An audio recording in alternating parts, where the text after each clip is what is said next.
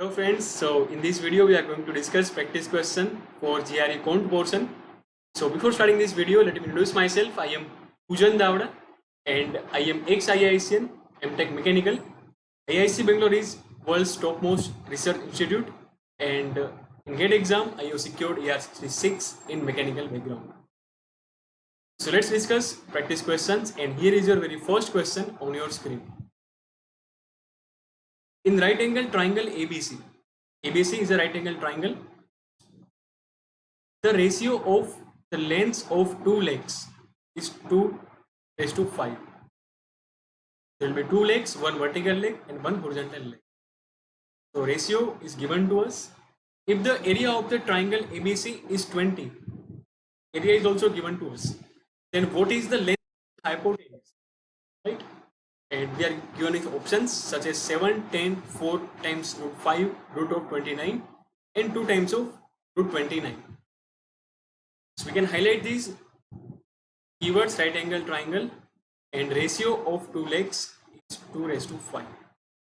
Yes, right? So I think within seconds we can get our answer. So I am drawing one right angle triangle.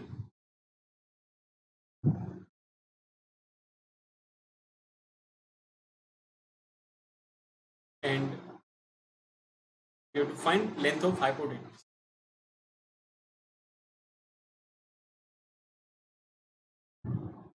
Is triangle ABC, right? Triangle ABC.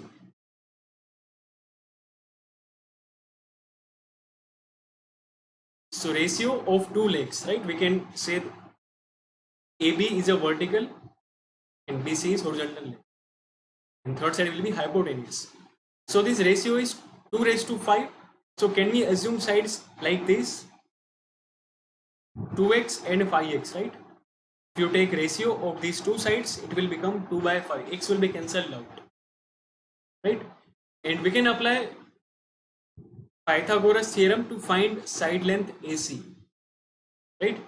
According to Pythagoras theorem, AC square will be equal to AB square plus BC square, right? AC square will be equal to AB square plus BC square. What is AB square? That is 4x square. What is BC square? That is 25x square. So 29x square will be square of AC. But we want to find AC. We have to find that length. We can write root of 29 into x, right? Sign will be positive, so I am taking positive square root. But we want absolute value not in form of x, because we have assumed value of x, right? So we have to find value of x. Can we write area? Because area of this right angle triangle is given to us, right? So what is area? Area will be 1/2 into height into base. Area of this triangle will be equal to 1/2 into height, that is AB, product of two legs. Okay. So AB is 2x, BC is 5x, and area is 20. Right? So x square will be equal to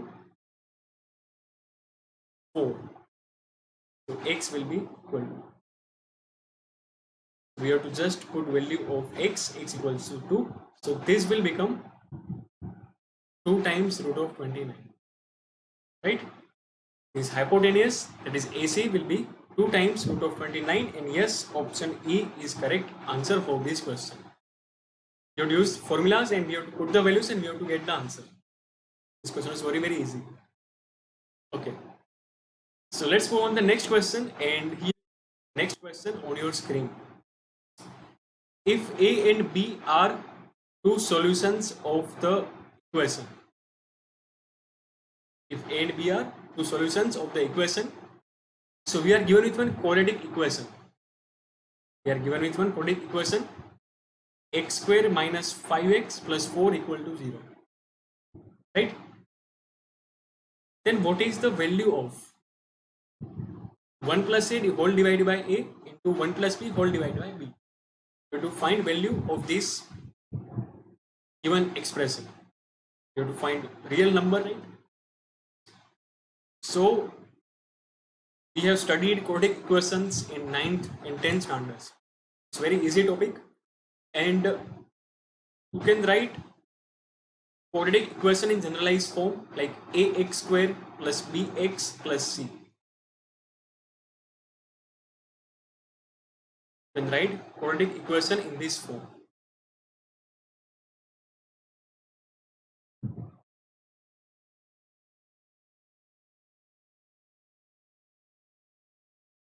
These coefficients are very, very important.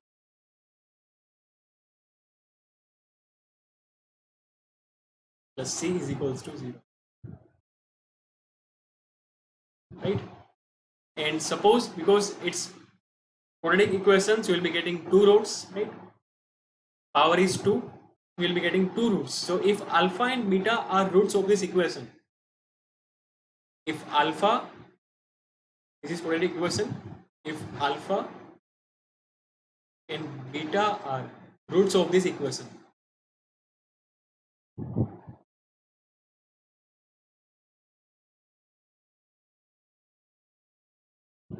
so we can write alpha plus beta, sum of the roots. We can write sum of the roots is equals to minus b by a, and we can write product of the roots is equals to c by a. Right? We know these formulas, and if you want to find exact values of roots, then you can find alpha comma beta is equals to minus b plus or minus under root b square minus 4ac divided by 2a. Right? So according to requirement of the question, we will be using these expressions.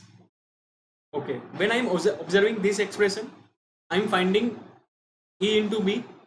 So we can find a into b, that is a and b are roots. A into b is equal to c by a. Right? We can compare this with this. This coefficient will become 1. This is minus 5 and this is plus 4. Right? So we can simplify this first. So we'll be getting, if you multiply 1 plus a with 1 plus b, so we'll be getting 1 plus a plus b plus ab whole divided by ab. Right? This is our simplification. I'm making brackets.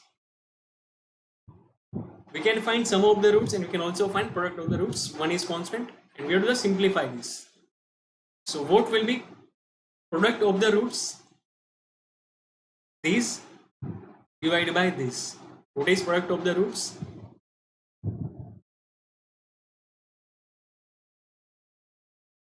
A and b are the roots of this quadratic equation. AB is equals to c by a, right? 4 by 1. Like this. C by a. And what is sum of the roots? A plus b. Minus of minus 5 divided by 1. That will be 5. Yes, we are going to put the values. 1 plus a plus b is equals to 5. A into b is equals to 4. A into b is equals to 4. So 5 plus 5, 10 divided by 4, that is 2.5. Yes. Here a and b are roots, so we can just simplify this in terms of a plus b and a into b.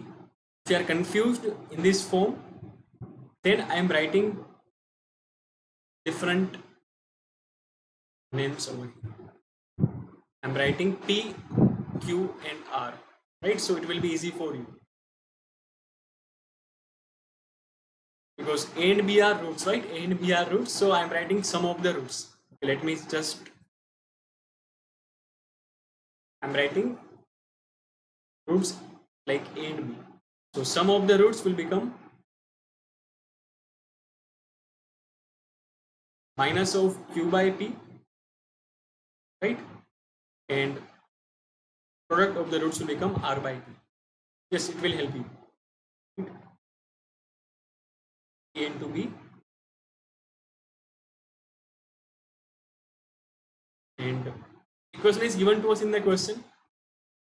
And if you want to find these individual roots, then you can write a comma b is equals to minus of q plus or minus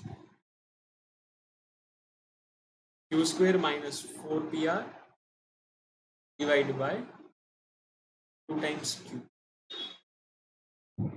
Right, so according to questions requirement, I have given you the, you have to just put the values, right? You can just write that px, what is p, px square plus qx plus r equals to 0. For this question, p will become, for this question, p will become 1, q will become minus 5, and r will become plus 4. Right? Okay. So let us move on to the next question. And here is your question on your screen. This question is very, very interesting, so be careful. It's numerical entry type question, so options are not given to us. From 2011 to 2012, Jack's annual salary increased by 10%. And Ernie's annual salary decreased by 5%.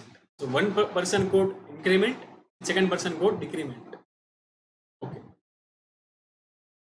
If their annual salaries were equal in 2012,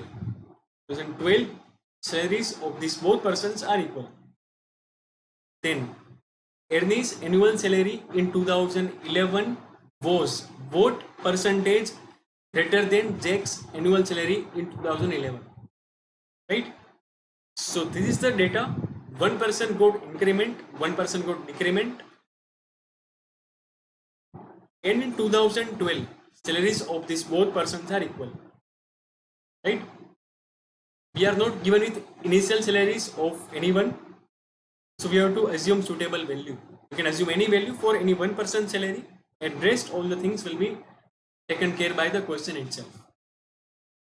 So I am writing Jack and this both persons initial data. So I'm representing them by with first letter of their name, J and A. Right? 2010 and 2011.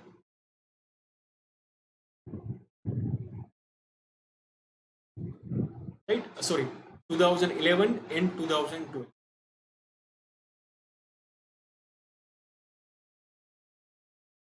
Okay. So we have to assume one value. So for simplicity, I'm assuming in 2011, suppose this person's salary is 100. Right? I'm assuming only one value to get the table fit. So this person's salary is 100 rupees. And in this 1 year, he got annual increment of 10%. He got annual increment of 10% means Jack's salary will increase by 10. What is 10% of 100? That is 10 itself. So Jack's new salary will become 110. Right? You can assume any value, but for simplicity, I have assumed Jack's salary of 11 is $100. You can say anything, any unit, right? Now we are given that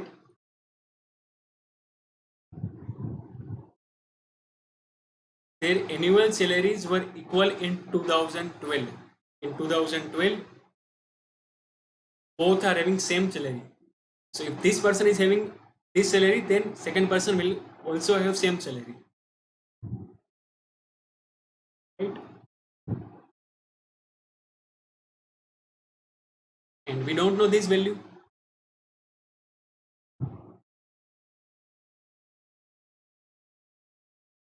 But we don't know this, right? What was this A salary in 2011?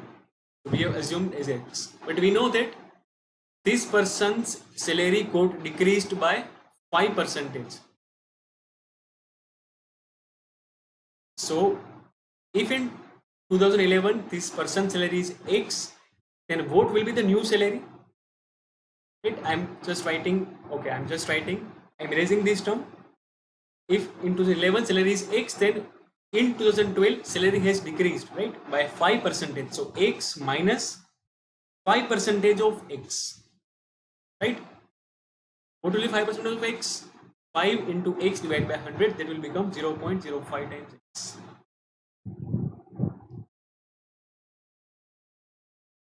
That is equal to 0.95 times of x. But we know in 2012 this person's salary is 110 because these both values are equal. So we can write is equal to 110. So can we get value of x, right? Now we can get value of x. You can just put the value. So x will be 110 divided by 0.95.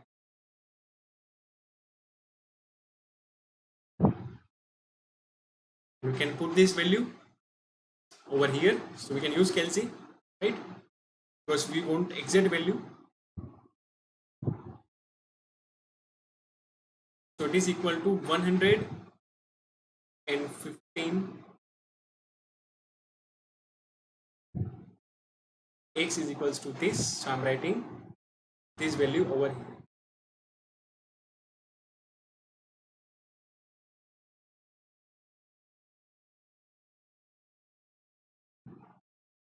All right. Now let's read the question.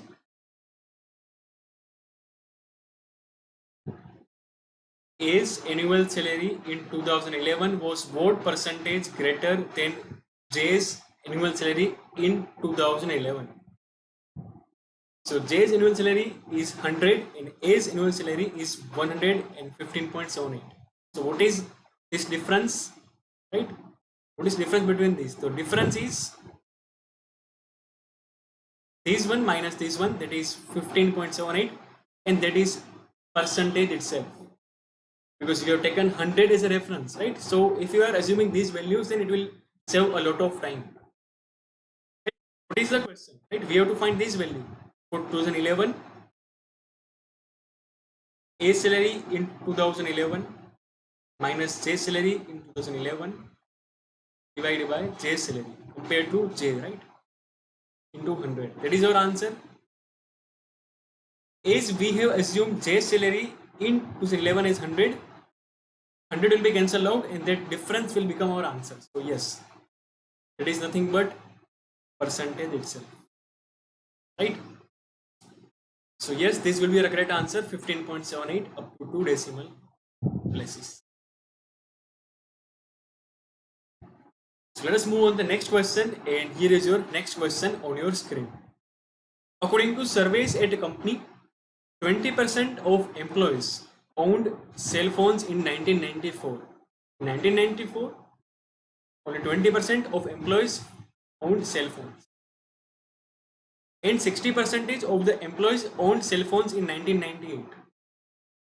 So yes, with time, people are getting more adapted to cell phones, right? Development is there. Percentage is increased. From 1994 to 1998, what was the percent increase in the fraction of employees who owned cell phones, right? What is the percentage increment? We have to find that. So in the question, we have to assume that number of employees are not given to us, right? You can assume employees, total number of employees remains same. We can say total number of employees remains same. Then only we can solve this question. You have to find percentage increment. Final minus initial divided by initial into 100. So we can assume total employees. Assume any value of total employees. We assume total employees equal to 100. Right? We can assume. You can also assume it as X. But I'll assume 100. Total employees is equals to 100. So in 1994, how many employees are having cell phones? Only 20%. So what is 20% of 100? That is 20 itself, right? It will help us. In 98, 60% employees are having cell phones. So what is 60% of 100? 60. Right? So what is percentage increment? This is initial value. Is fine. How to find percentage change? Final minus initial divided by initial. 100. Right? So we have to just put the values and we have to get the answer. 60 minus 20 divided by 20. Normally we can get the answer. So it will be 40 by 22 into 100, that will be 200%.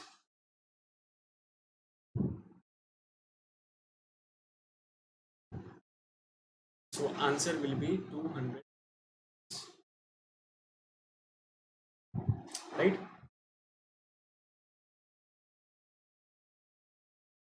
You can take X, but it will consume some more steps.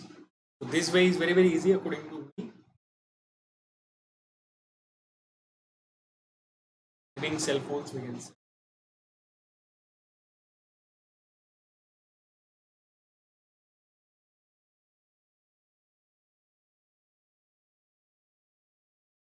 Okay, so thank you guys for watching this video, and please go through other videos because I am covering very important questions. I am giving techniques as well. Do like the video, do support this channel and subscribe as well. See you guys in our next video.